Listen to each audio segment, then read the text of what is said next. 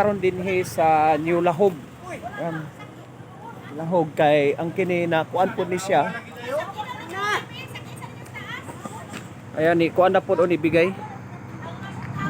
So pahuwao na po ni kapitan ning na dinhi dapita kay oh grabe ang landslide man ning dapita and karon sugod na po ang nasa taas. And then ang kining anyway na check naman po ni sa tuang kuan. So karon na kini gipaputol na ni kap gahapon gabi so na landslide man ni ato ay panimalay dito tuwa gid sa bungkot nga nag landslide.